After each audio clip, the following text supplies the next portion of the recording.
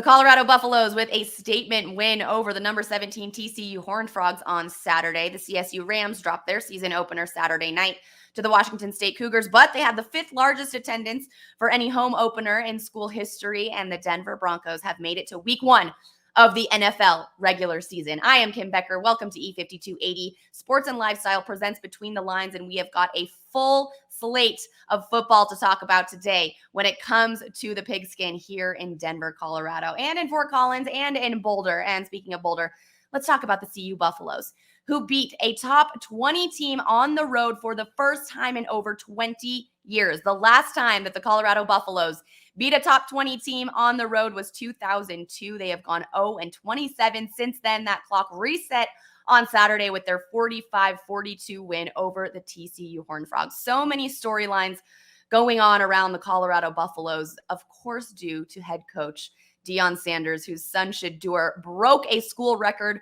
with 510 passing yards on Saturday. He also threw for 4 touchdowns. An incredible kid there. Travis Hunter, also another incredible player. He plays both cornerback and wide receiver. Now, when I was watching him play on Saturday, I was like, take him out of wide receiver. This kid needs a break, but he was incredible for this CU team. Hopefully he doesn't have to practice as hard as the rest of the guys during the week, because we need him to perform like that every single week coming up. The CU Buffaloes have their home opener against Nebraska this Saturday. That one is sure to be an exciting day up in Boulder. A sold-out crowd. Tickets are going for like $1,000.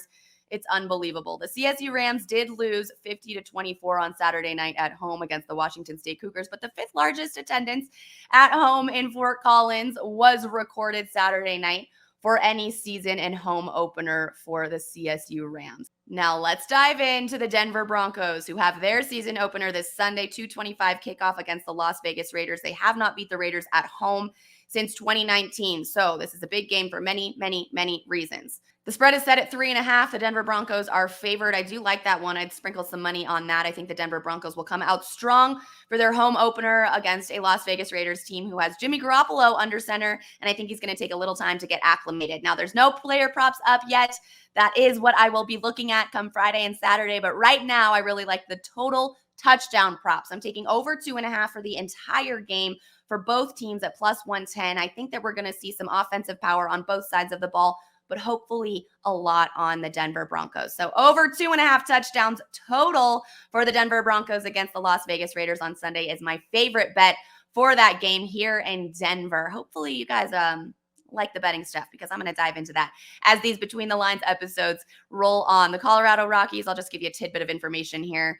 As of this moment on Tuesday, they have lost 6 of their last 7 games. They will continue their series against the Arizona Diamondbacks tonight, and unfortunately, we've still got several more games for this team before we get a big rehaul. We need that, right? We need something for the Colorado Rockies, but a big, big week for football here in Denver and Boulder and Fort Collins, in Colorado in general, the best place to be. I'm Kim Becker. I'll see you next week for another episode of Between the Lines.